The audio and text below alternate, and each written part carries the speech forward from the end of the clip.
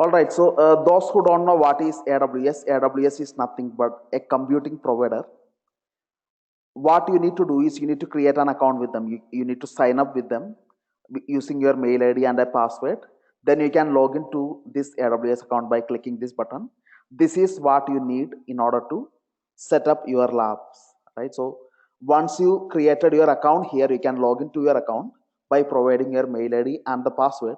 I already have an account. I am providing my mail ID and password to log in. Click on sign in button and you are logged in. Click on services, go to EC2, then click on services on the left side. You can see the number of machine that you have created so far. So this is one machine which I already have created.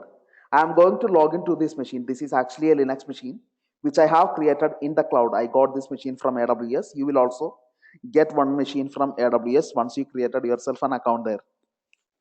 So the video which I am going to send today, those who are completely new, I mean those who join new, I am going to send you the video using which you can actually create an account in AWS and get a Linux machine. And you need to do the same job which I am doing, right? So I'm going to log into this Linux machine which I have in the cloud.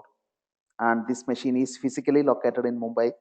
And myself, I am sitting in Bangalore with my MacBook. So from my MacBook, I am going to log into this machine.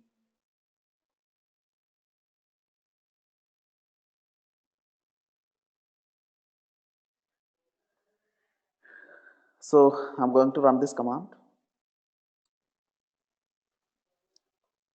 SSH-i. One second.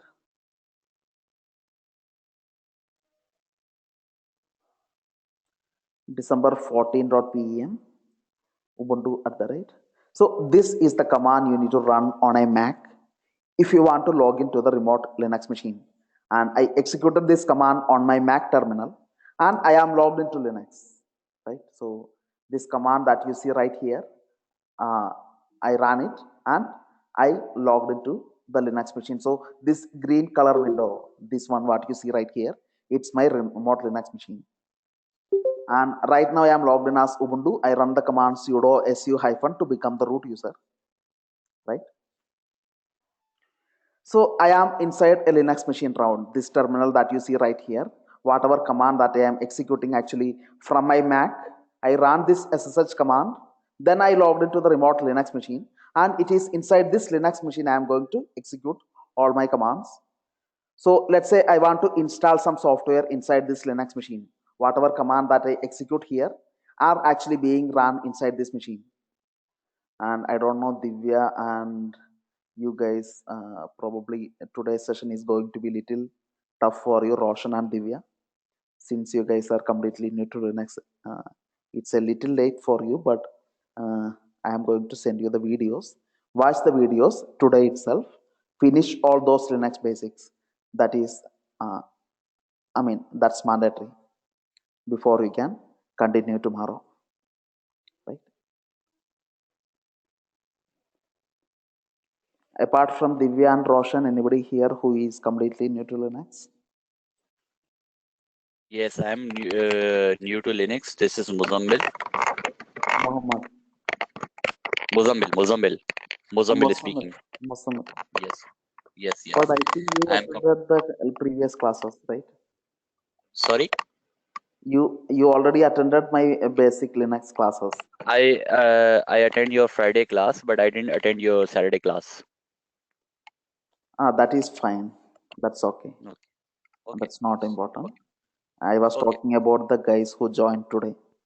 And okay. Divya Sorry. and there are few guys who joined today Okay, okay, for okay. No the, problem. yeah, Okay. right.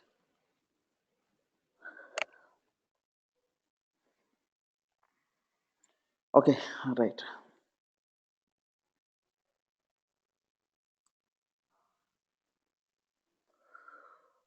All right. So I'm inside the machine. Maybe what I will do is I will not use this machine. I will create a new machine. Sorry. So inside AWS, inside the cloud, I am going to create a new Linux machine. Click on launch instance button. You know the steps. Click on select Ubuntu 16.4. Click on review and launch button here. Click on launch button again. Select your key file. Click on launch instance, which will actually create a cloud machine inside AWS cloud. It would create a Linux machine for me. Ubuntu is nothing but Linux operating system. Ubuntu 16.4 is nothing but a Linux operating system, which is actually a very popular Ubuntu server, right? Which is a very popular server version of Linux, right? So this is the IP address of the machine. So from my Mac. In your case, if you are using Windows, the steps are little different. The video will show you how to do that. So from my laptop, from my MacBook, I am going to log into the remote machine by running this SSH command. Yeah, I am logged in to the remote machine, and by default, I am logged in as user Ubuntu. I am going to run the command sudo su-root to become the root user. So now I am logged in as the root user who is a super user in Linux. So I want to install some software now in Linux. So I will tell you how you can install. We are going to talk about Ubuntu, but typically this case will apply to most of the Linux flavors. We are going to talk about only Ubuntu or Debian based operating systems. Ubuntu is an example.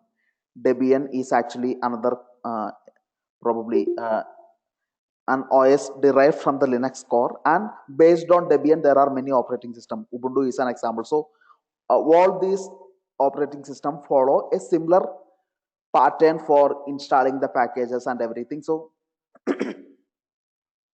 the steps which I am going to talk about, how to install a software in Linux, it completely for this particular operating system, but the practices are same for all Linux operating system. Okay. So of course in Windows, what you would do whenever you want to install a software, for example, Firefox browser you want to download from Mozilla, you will download the MSI installer of Firefox. Then you will run it on your Windows laptop. That's what you do, right? So what is that MSI installer? Every time whenever you want to install a software in Windows, you always download the MSI installer or some exe files. Then you will run them in your laptop. So these are some executables that you are downloading. So it is a good practice that the Mozilla or any software providers, they will keep their software in an executable format so that their customers can easily install them. Simple logic, right? If they, instead of giving you this MSI installer, if they give you the source code, the plain text code written by the developers, will you be able to do anything with it? Actually you can, but it's too tough.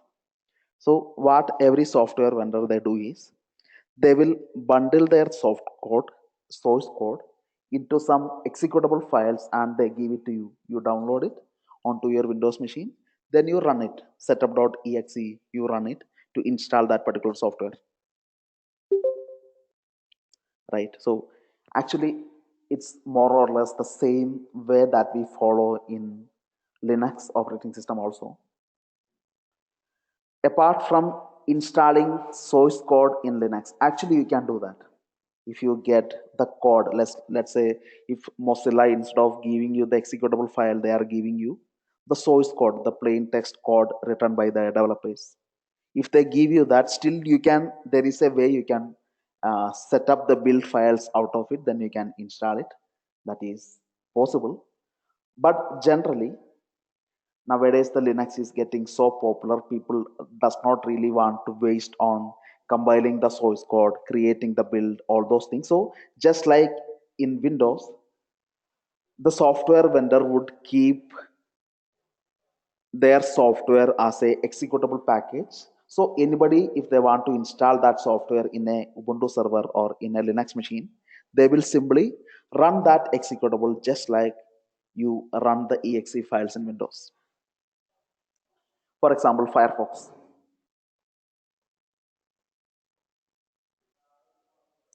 Firefox is, it's a browser from Mozilla. Firefox has a Debian package.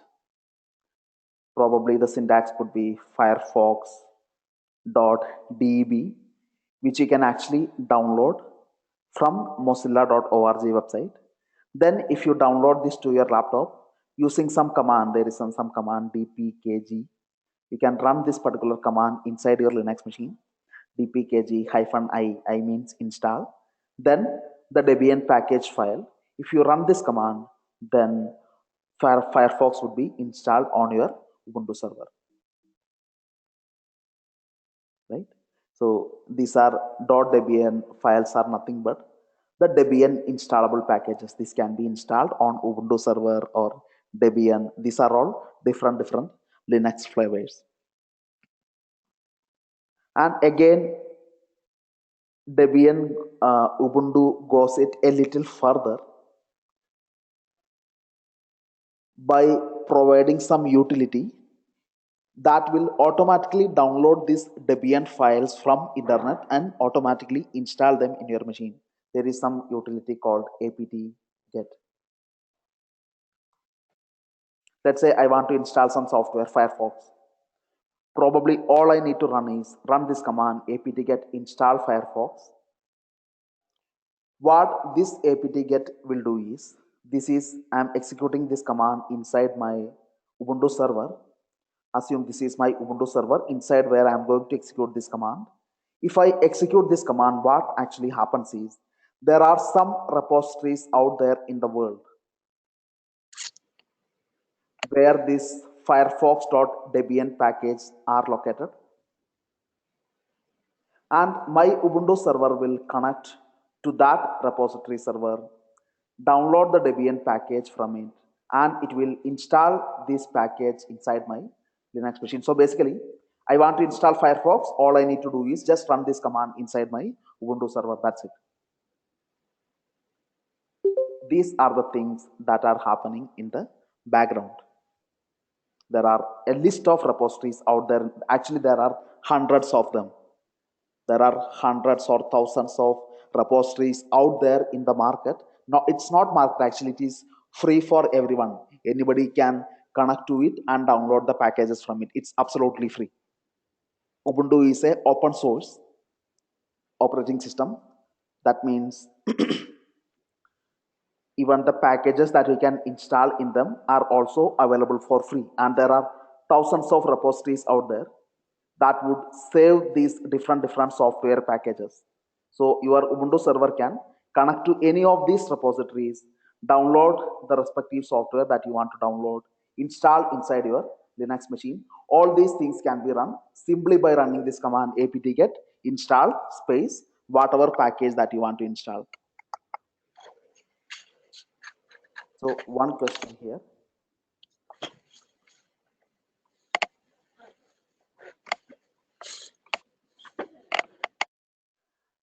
Yeah, one question here. When I run this command, how does my Ubuntu server know? I said there are thousands of repositories out there in the world that host these software packages. So how does my Ubuntu server will locate which repository to connect to download the software packages? Actually, there is a trick. There is some file inside your Ubuntu server. The file path is /etc/apt. There's a file called sources.list, and I am going to open this sources.list file in a VI editor. I can see the content of sources.list, which is nothing but the list of repositories. This is one repository that contains a number of packages, another repository. So like that, it lists down a number of repositories out there inside this particular file. So the apt-get command will always download the packages from one of this repository that you have mentioned inside your sources.list file. This is how your Ubuntu server where you are running this apt-get command know which repositories it need to connect to. So again, one more question. There are a number of repositories inside sources.list. There are a number of repositories in the sources.list. So I want to install Firefox, and probably Firefox package is there only inside this machine. Firefox is there only in this machine. So how does my Ubuntu server know? This is the repository that contains Firefox.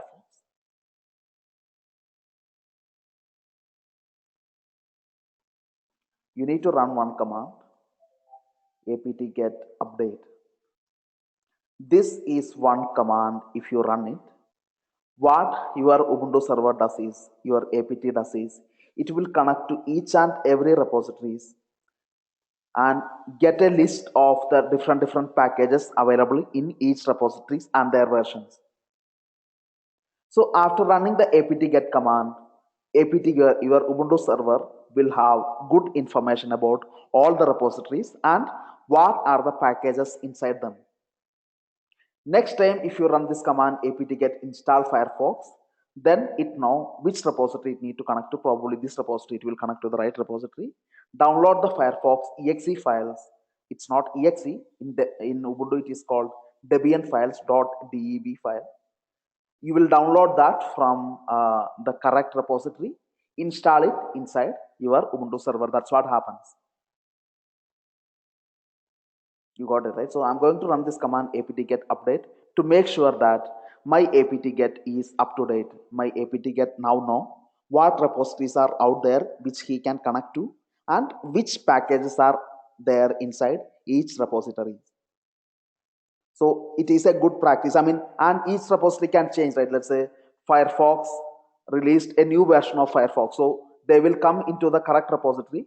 They will replace the old file with a new file. The old Debian package, they will replace it with the new version of Firefox. They released a new version of Firefox, latest one. So it is important that I run apt-get update command regularly inside my Ubuntu server so that it will connect to the repository and get the latest. So if there is a change in the repository, unless I run the apt-get update command, my server does not know that. So it's a good practice that you keep on running apt-get command very frequently so that your server will know whenever there is a change in the repositories, it is going to connect to. Basically, you are just getting the information about the repositories you are going to connect to. So it does not make any change inside your Linux machine, of course. But okay, now I know the Firefox latest version is this because you ran apt-get update command. That is the purpose. Got it? So yeah, now I want to install Firefox. I can run this command apt-get install Firefox. So sometimes it is not the software name that is same as the package name. So you can search in Google how to install Firefox in Ubuntu, or you can simply search Firefox Ubuntu package. What is the Ubuntu package for Firefox? It is nothing but Firefox itself. So the software name and package name are same. So it is not same for all the time. For example, I want to install something else. I want to install LibreOffice.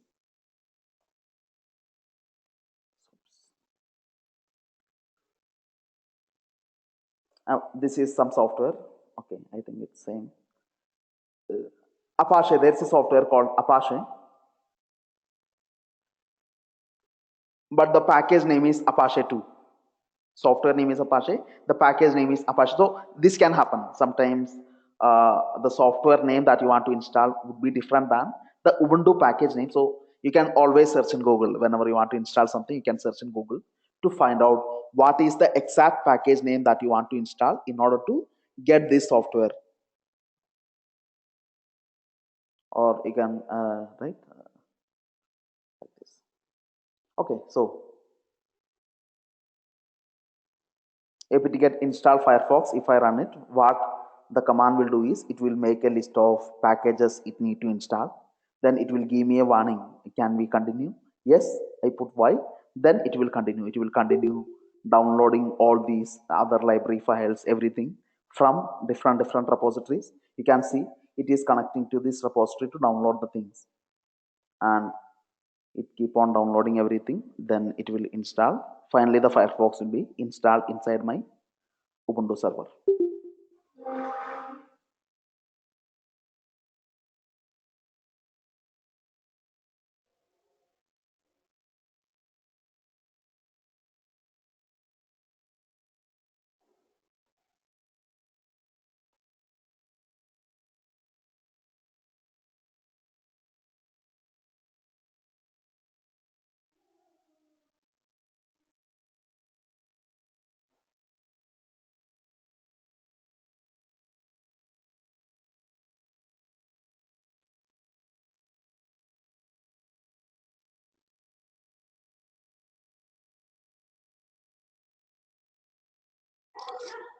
Basil, Mhm. like whatever we will install all our applications, all are from free source, right? They are from, can you come again? Like free source only, right? Like if we are installing in our office laptop also, like the people are restricting something. Like so, if it's a open source, then it's not a problem for us. Right. Open source is Uh, something that you can get the source code also. okay, Even, okay. but even if a software it is open source or not, it is possible that you can build that into a Debian package. You can create Okay, a Debian package, whether it is a open source software or whether it is a paid software. It is possible that the software can come like a Debian package. okay, okay, okay, Sometimes there can be some paid software, but you can still okay, install them in the same way if it get installed way. It's possible. okay.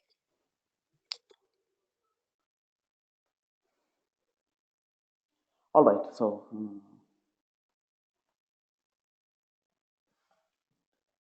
that's it. So today what we are going to cover is we will see how to turn your Linux machine into a web server.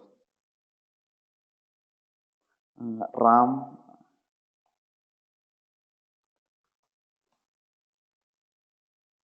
Yes, Varghese. yes, Ram. Actually, I just meant send you a message. Today we are covering Apache once again. Actually, that Linux administration we will start from the scratch, right? I think one class we already had taken on this, and we will continue.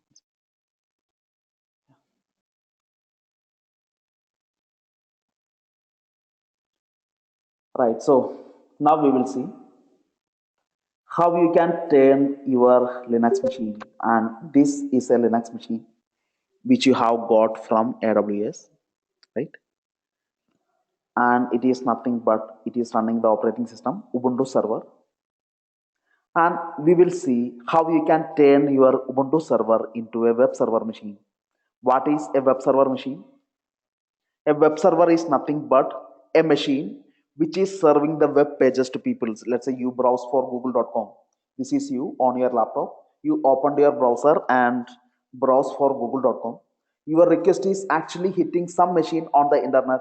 Probably this is one machine owned by Google, and this machine is responding with the web pages of Google. That is when you are getting the web page of Google displayed in your browser.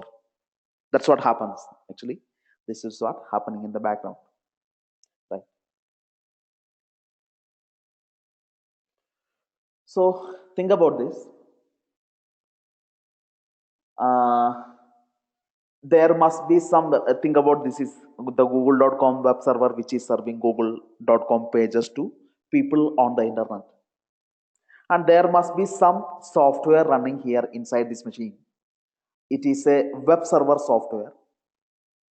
This web server software is what listens to the connection coming from the browsers, and based on what request the browsers are making, maybe the browser would say I want the pages of www.google.com, the front page of www.google.com, and this web server will see such request coming, and based on the request it will get the web pages of Google. Probably the web pages of Google is saved inside some folder inside this Linux machine.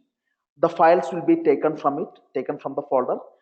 This web server will process those files, and the web page is finally given to you. That is when the web page is displayed in your browser. Got it?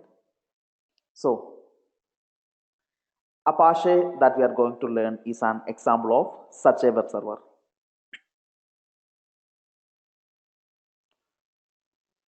This also means that you have your Ubuntu server, you have your Linux server.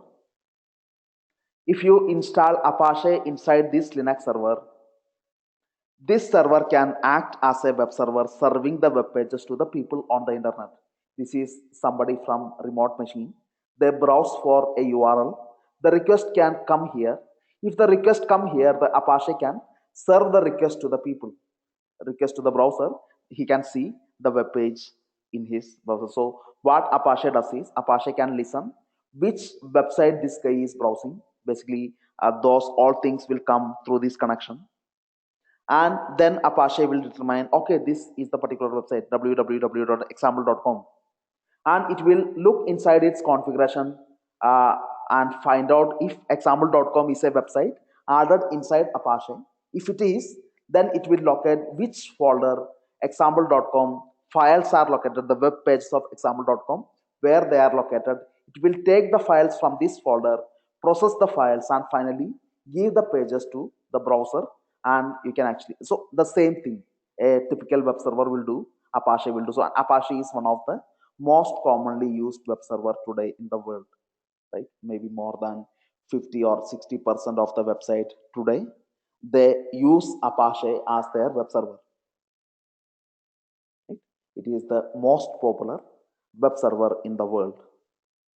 In the real time, in the production, Apache is used very, very much. All right, so let me, I think my session got disconnected. I'm going to open one more Mac terminal. This is my Mac. I am running the sh command from here. Now I am logged into the remote machine. I am logged into the remote machine. I run this command sudo su-root to become the root user. Divya, you guys actually will understand. I mean, once you watch these videos, this command, if you run it, it will make you the root user.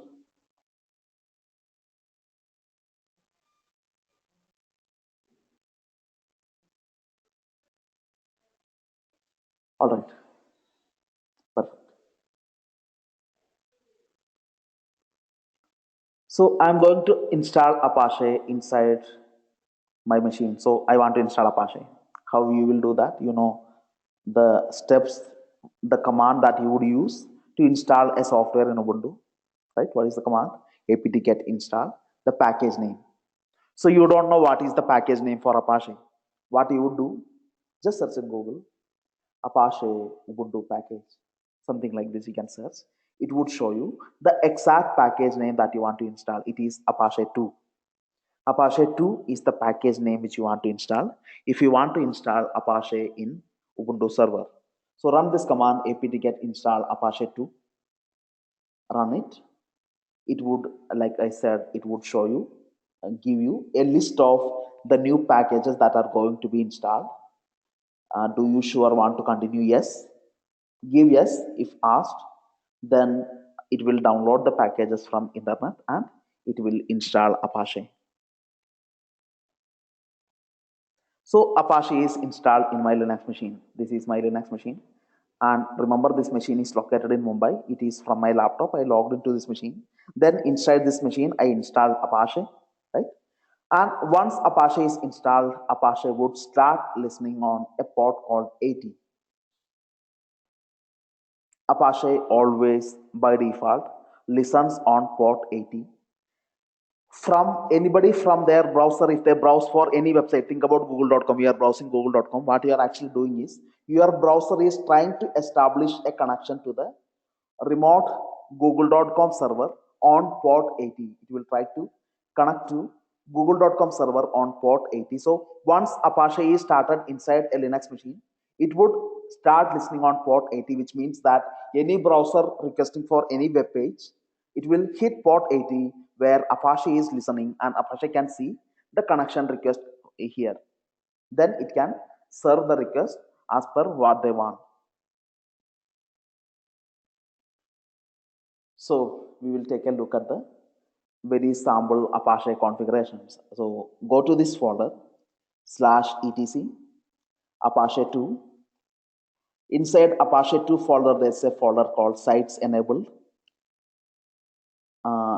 It is inside this particular folder you can add the websites. It doesn't really matter actually. I mean, if you go inside the folder etc Apache 2, right now I am inside etc Apache 2 folder. If you type ls, you can actually see a number of list of files and folders. There is a file called apache2.conf, which is the main Apache configuration file. If you open this file, you can actually see some content, actually some global configurations, which I am never going to modify. You can actually see under which Linux user Apache is running, under which Linux group Apache is running, right? Host name lookups on or off, what is the log file, if there is any error which Apache have reported, to which file the error log will come. So all these things you can actually see inside these different configuration settings, right? So this is one line which says include ports.conf as a configuration files of Apache. What that typically means is, if you want to make any change in Apache configuration, either you can directly modify apache2.conf, obviously that is the main config file, apache2.conf, that is the file which I have just opened, or you can add those configuration inside this file, because you already included this file inside apache2.conf file. You included one more file called ports.conf. So any configuration which you want to make in Apache, you can make change in this file as well. That is also fine. Either you can modify apache2.conf or you can modify ports.conf, which is okay. So like this, if you look at this file, you would actually see a lot of other files are included here. Take a look at this line, include optional.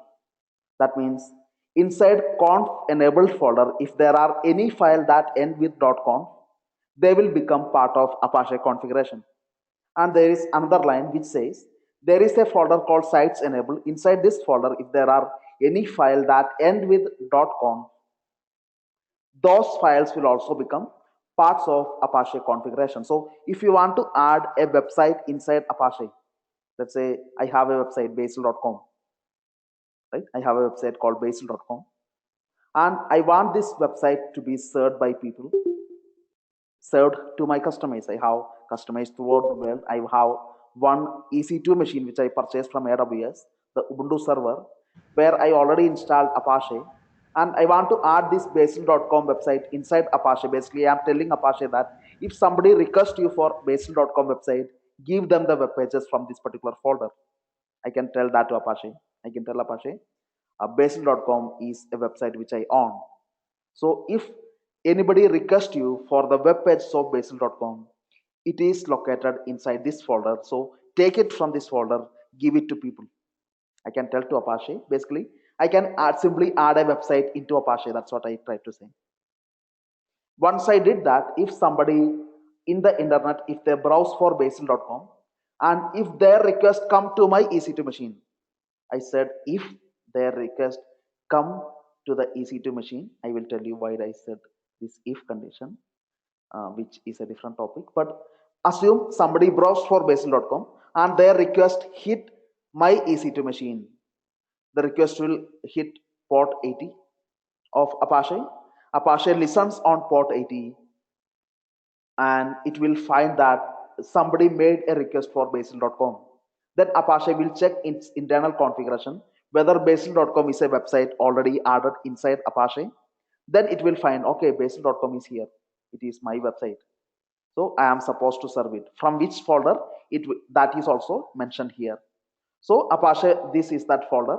Apache will take the content from that folder, give that content to the browser. That is when the page would be displayed in the user browser.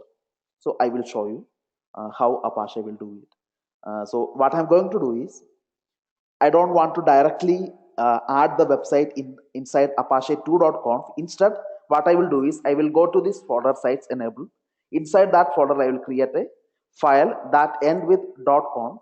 Inside that file, I will add the website basil.com or any website that I want to add. So let me go to that folder. Go to the folder sites enabled. There is already one file 000default.conf. Open this file. I can actually see some lines here. So this is how you add a website to Apache. The lines start, virtual host starts here, virtual host end here.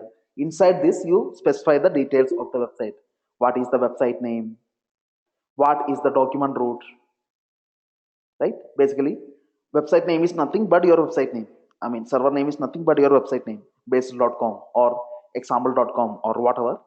And here, document root is nothing but you are telling Apache that if somebody requests the web page for www.example.com, give them the pages which is there inside this folder. Inside this folder, I will keep some files which is nothing but web pages of www.example.com. Probably this is something developed from by my developers. I have the source code here, and this code I am going to put inside this folder. So basically, through these two lines, I am telling Apache that if somebody requests for www.example.com, give them the pages from this folder.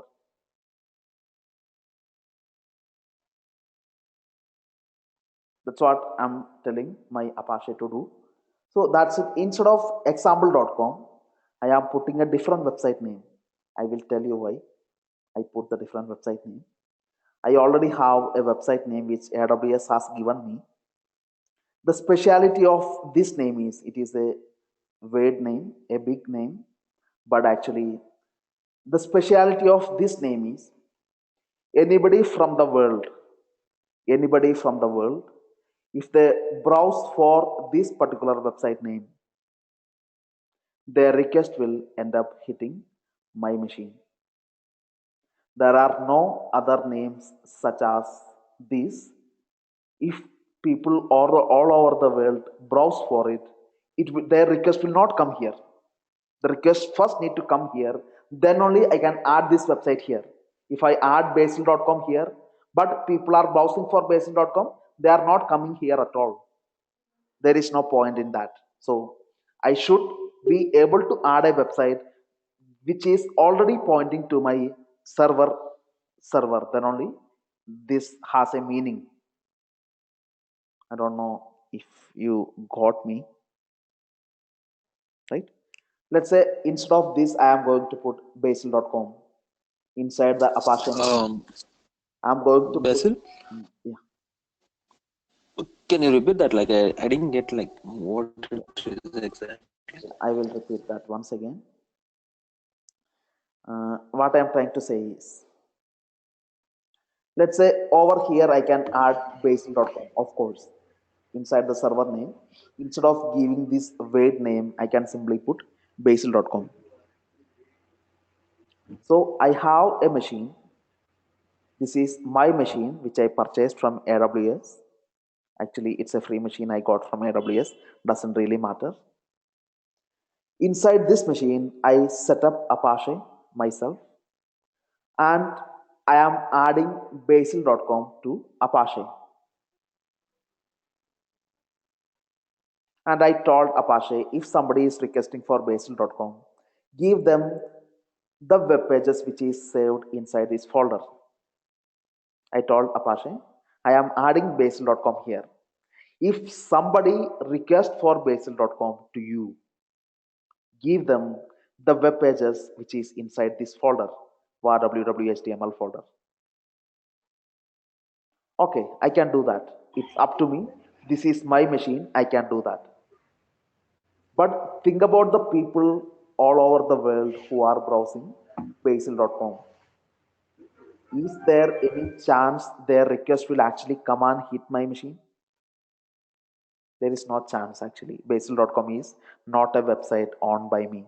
It is owned by somebody else. They already have routed basil.com to a different server. When you browse google.com, you are actually going to hit the machine owned by Google, because that's how Google configured their website. So I can add the website to Apache. Doesn't mean that this is my website. People all over the world, when they browse for basil.com, they are not going to come, their requests are not going to come to my EC2 machine. It won't happen. So we are going to talk about it, right? We are going to talk about this in detail. That is our next training when we start with the networking basics. But for now, let's assume whenever I create this machine, whenever I get this machine from AWS, AWS also helps me with a DNS name. They provide me a DNS name, And the speciality of that particular DNS name is, if anybody from the world browse that name, actually those requests are coming and hitting my EC2 machine. That is a guarantee which AWS will take care. So fortunately, I have a name using which I can do the testing. I can test if Apache is working for me.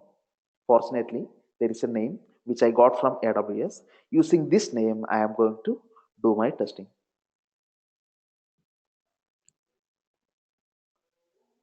Did you get it?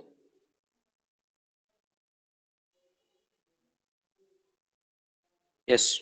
Perfect.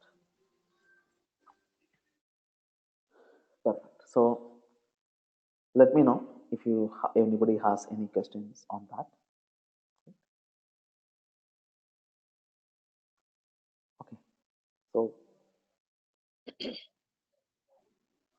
now I am going to save this file. Oh, come on. I got disconnected again. Let me log in once again.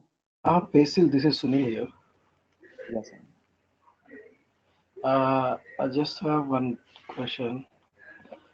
Is this Apache working as a web server or app server right now?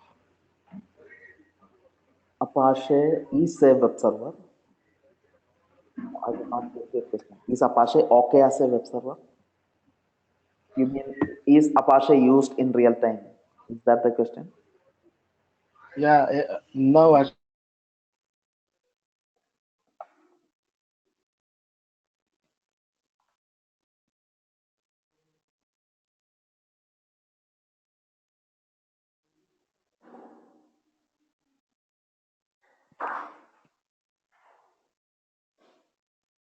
ആ നിന്റെ connect ചെയ്തല്ലോ നിന്റെ അടുത്തോ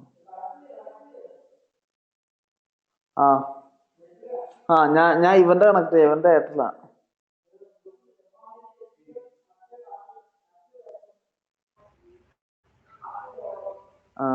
hello. Actually, hello.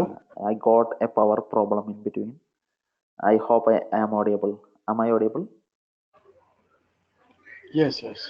Let me know if you find any issue with my voice or anything, right? If you feel my voice is breaking or my screen is delaying, let me know. Yeah, Sunil, so what was Yes, basically, voice is that was breaking. your question, right? So here, I just want to know whether this Apache is using like it is working as a web server and also an app server, or only as a web server right now. It can perform the duty of a app server also. It can serve the application, but it's best as a web server. Okay. That is the right answer. It's best as a web server. Okay.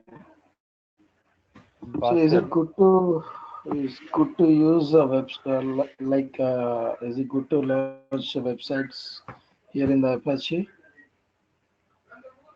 It's good to learn website. Sorry.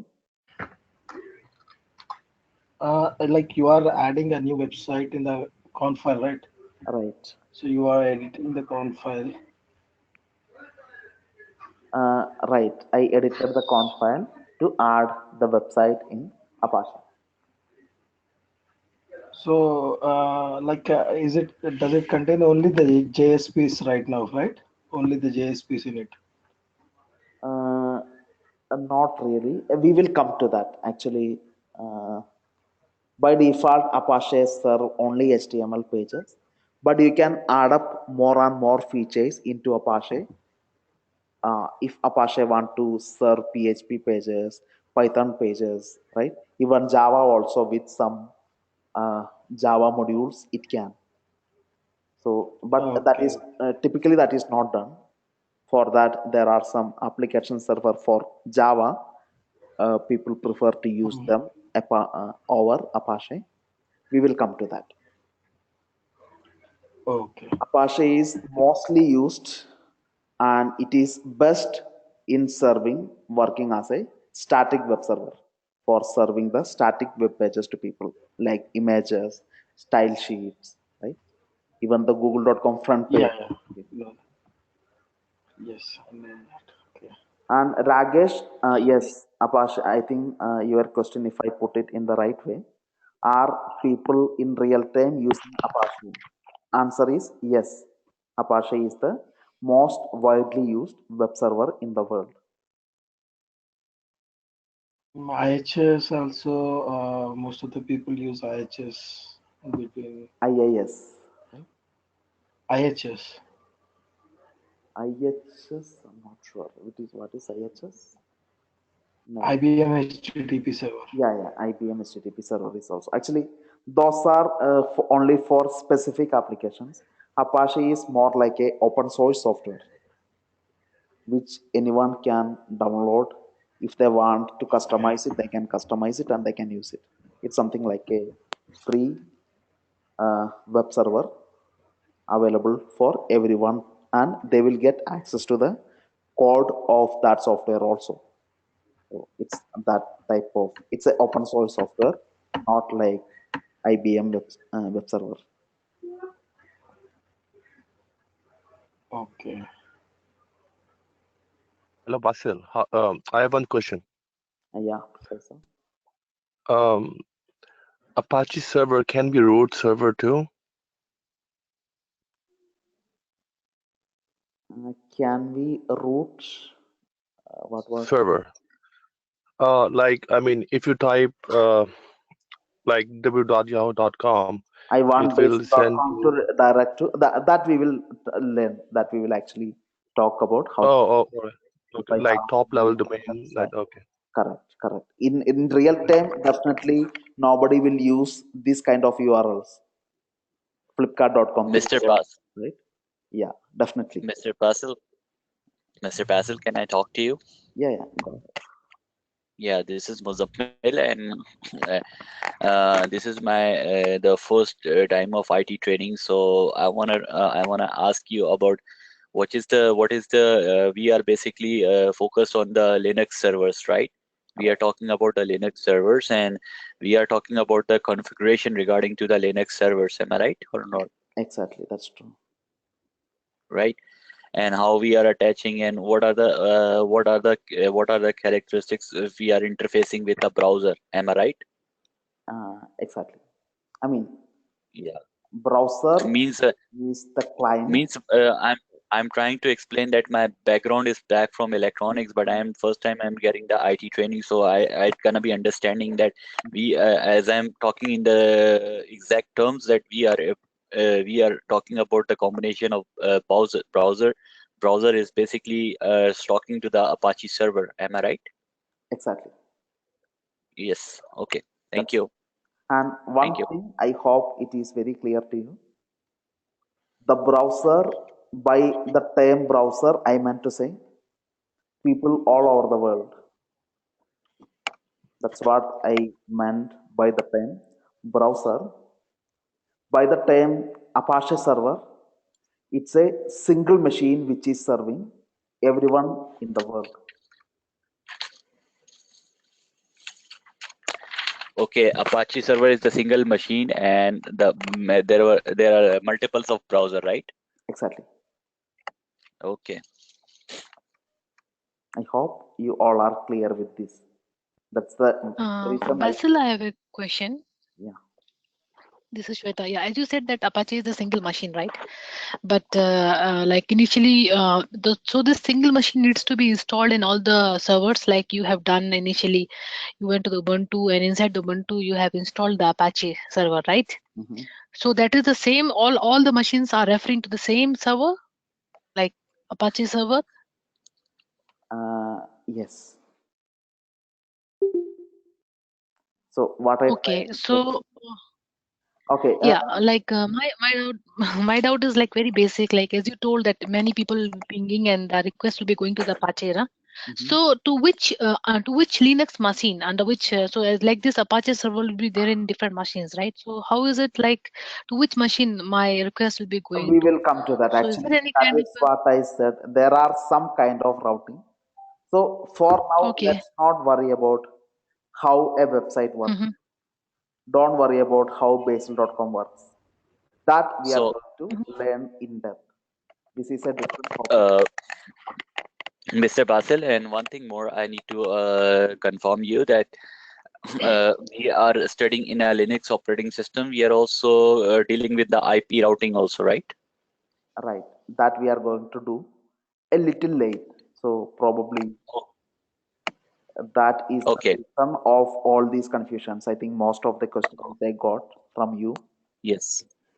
The reason is, I mean, how in world somebody would use a name like this for their website? Nobody. Yes. That is Sure. true. Okay. What you said is true. Sure. This name is Okay. something nobody will ever use. They will Okay. use a name like Flipkart.com, Google.com, Okay. or some Amazon.com, right? Some valid website name is what they would use their web application in. That we are going to learn. For now, this is the name we are going to use for our testing. Okay. I think that answers many of your questions, right? Thank you, sir. Right. Yeah, Basil, I have one question more. If we're working on real time on like in which any company, then it's we have to install everything, or is all already installed in the machines? Mm, yeah, probably. I don't know if I got your question. You tried to ask if you have multiple machines. No, if let's say if we are working in like real time in any company, Mhm. and everything already installed in the server, or we have to install everything?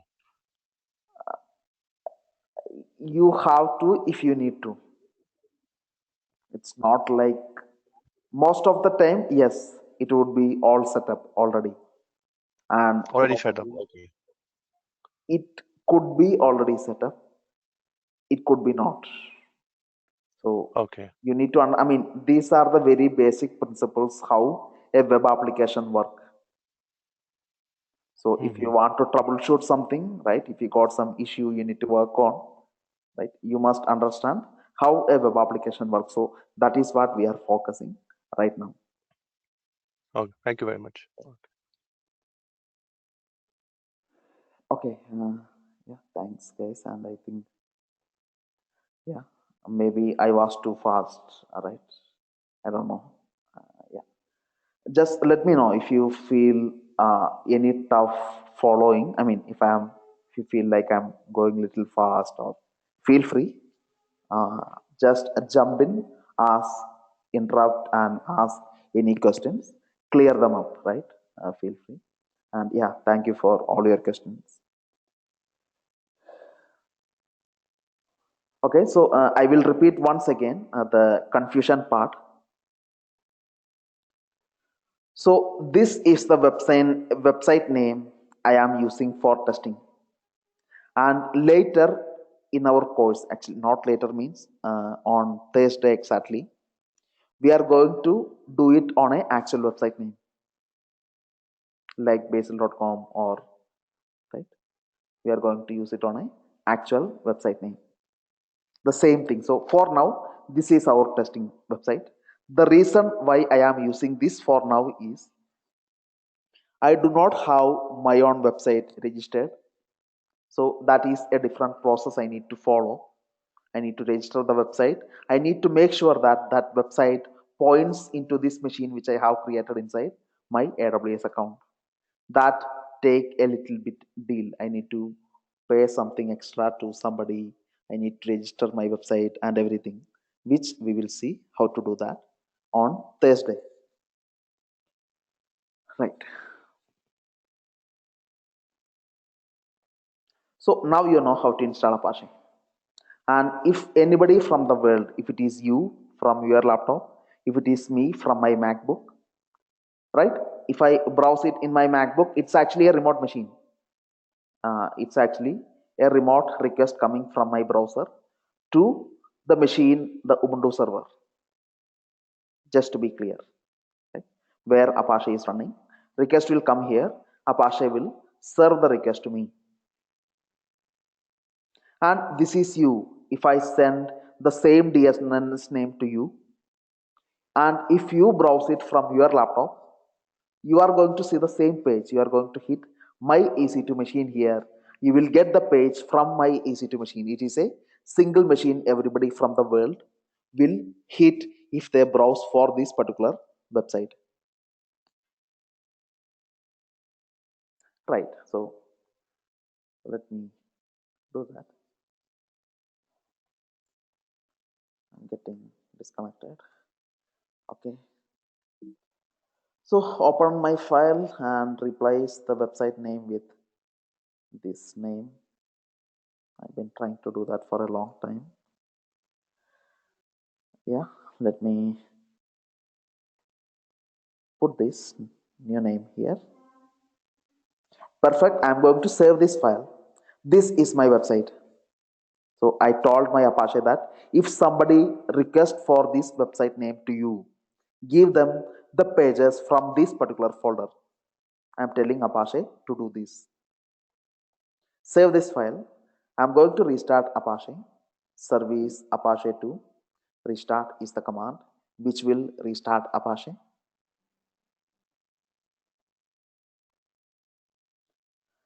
Now I have this machine in Mumbai which I got from AWS.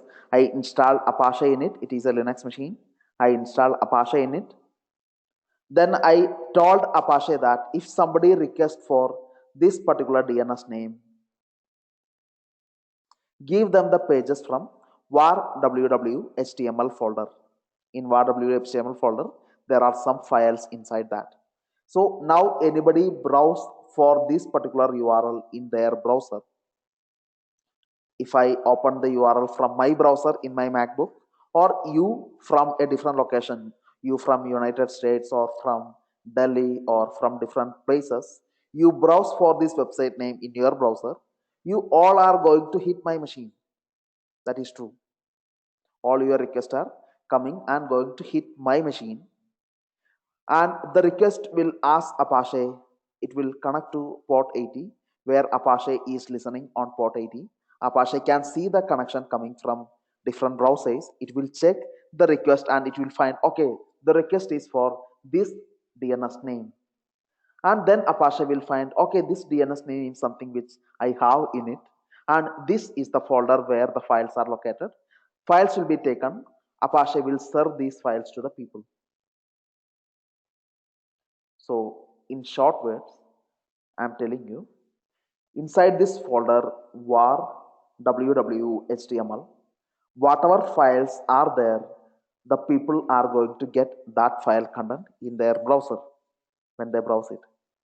So I'm going to browse for this URL in my browser, but there is one last thing I need to do actually. If I browse for this URL from my browser, remember I am browsing for this URL from a remote computer, right? I am opening this URL in my MacBook. The request is going to my machine in Mumbai.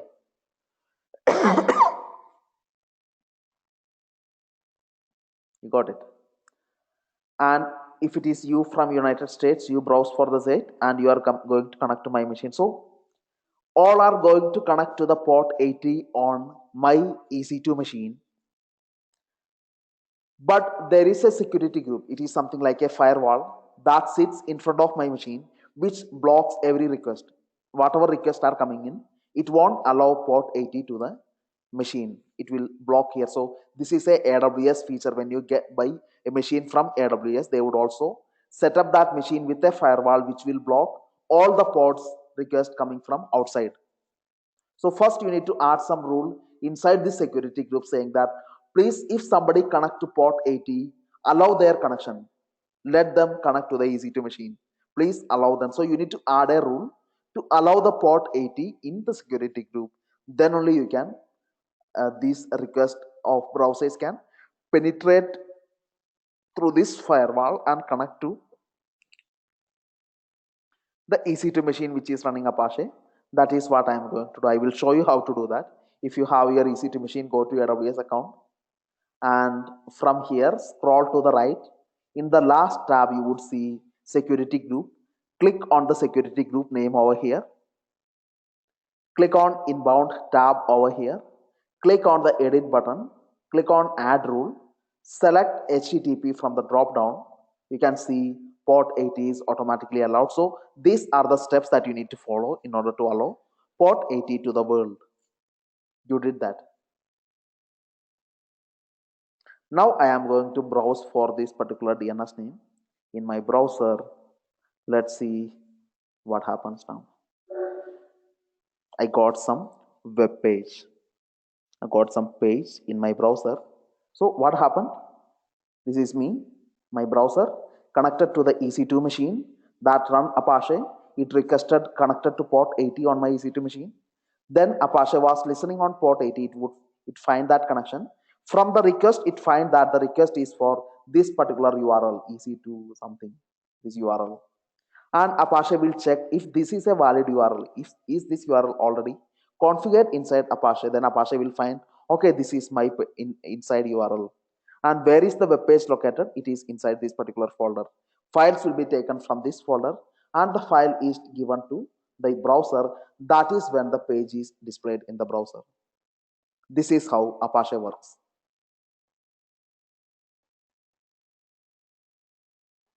If it is bazel.com or assume this is your website name for now. Assume this. You are getting the web page on this website name. Forget about this wait name. We are going to see how you can run the same page on an actual website. So inside var www.html there is a file index.html. So this is nothing but the index.html file which is coming here in your browser.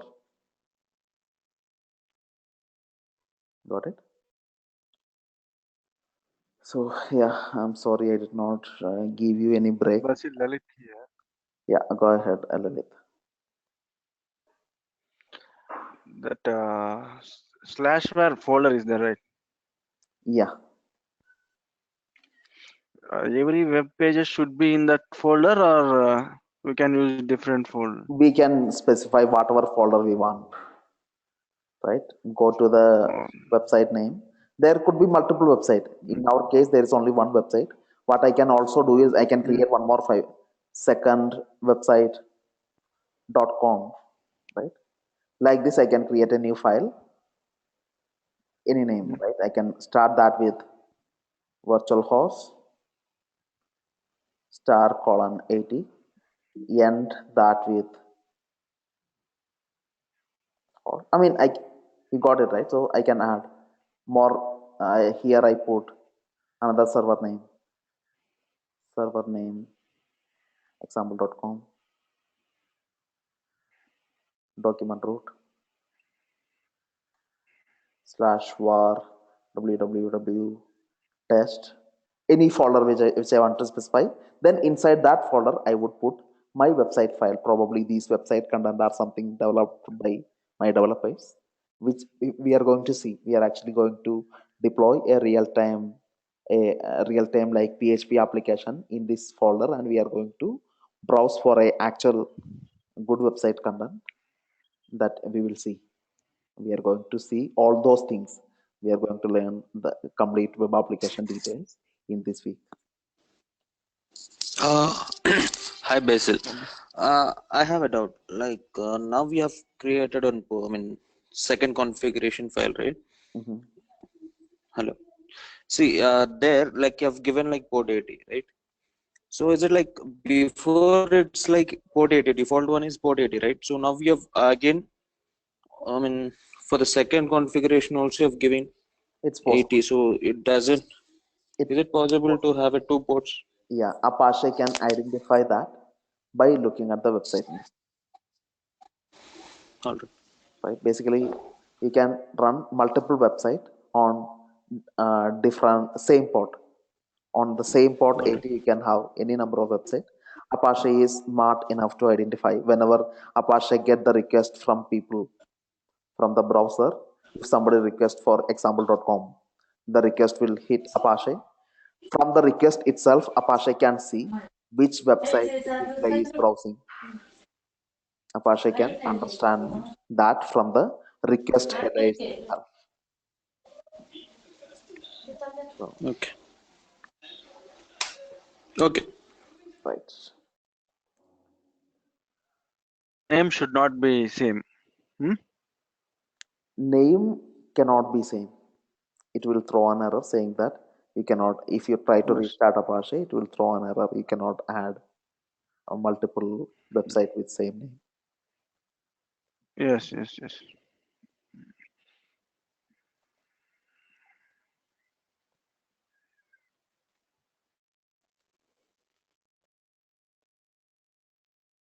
Yeah.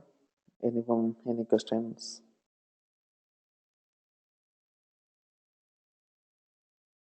Yeah. Hey, Monica, this is your first class too, right? Good evening. I have a question. Yeah, go ahead. Sir, I have a question regarding Apache. We are studying right now a Apache server, how we are interfacing with the ATI port and security, and the communication is basically going to this browser to the Apache server, right? Am I right? Right. Right. It is And traveling through the secure. internet. Right. Sorry. It's traveling through the internet. It's clouding through the internet. Okay. And what about the security ground? Security ground is blocking the communication between the browser and the server. Actually, whatever communication which are passing through the internet, Yeah. it is passed in a insecure way.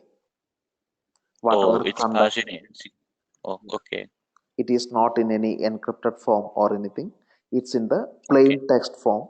It is traveling. Plain. By default, it is actually there is a way you can secure it by using some certificates that we will Okay. talk about how to do that. By default, Okay. the port 80, whenever you browse for any website using HTTP, it is your content are actually any website that Okay. you browse. Okay. Google.com by default it is HTTPS, which is actually a secure browsing. Your content are actually transferred in a secure manner. But any Okay. HTTP, if you find it, they are not passed in a secure way. It is plain text. Anybody who runs some sniff tool in between to capture those packets, they can actually see what data you are sending and receiving. It's something like it's plain text by Okay. default. Okay.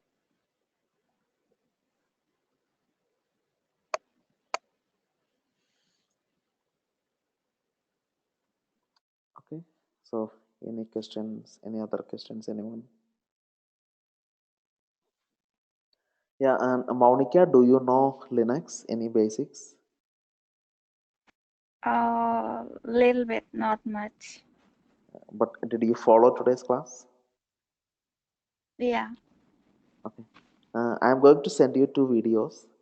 You need to watch Okay. those 2 basic Linux videos. Some basic commands actually that we already Okay. covered. Actually, it was for the beginners to Linux, but it's good to go through. Right. Okay. So, yeah. So Basil, how can we use any customized port, like any other port? You can specify. 8443 or Actually, you can specify the port number here. You want a different website to listen on different port. You can specify the port number here, and you should also tell. Let's say 85. You should also tell Apache that Apache must listen on multiple ports. So there is a different file called ports.conf. Here by default Apache listens only on port 80. You need to tell Apache add one more listen parameter on whichever port you want Apache to listen on. This you need to do. This change you need to do here. No, you need to add a new listen parameter here. And this you need to do. You also need to, in the virtual host of the particular website, you need to specify the correct port, changing 80 to whatever port you want to use.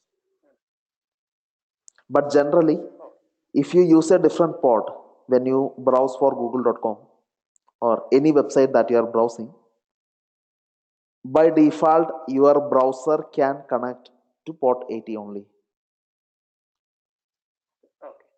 Right? When anybody browse, let's say you have a valid website name, you are configuring a website called basil.com.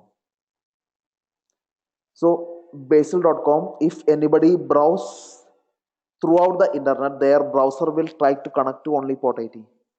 That's how browsers in the world are configured to do by default. But they route on HTTPS port, right? Yeah, HTTPS is different. I'm talking about the HTTP request. By default, anybody in the world browse HTTP, they are going to connect to port 80. Or otherwise, your customers will have to browse something like basil.com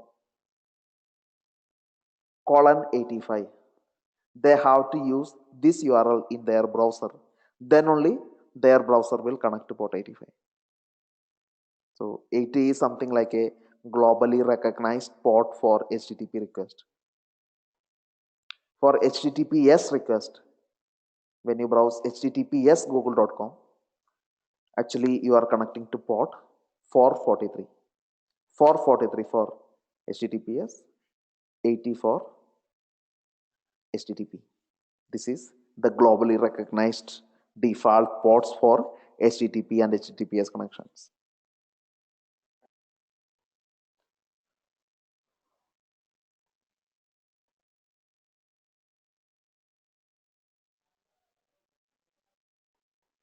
Yes, Sunil, I will give you time.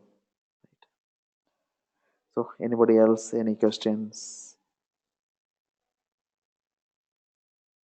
And I'm going to send you some Linux basic videos which I want you to go through.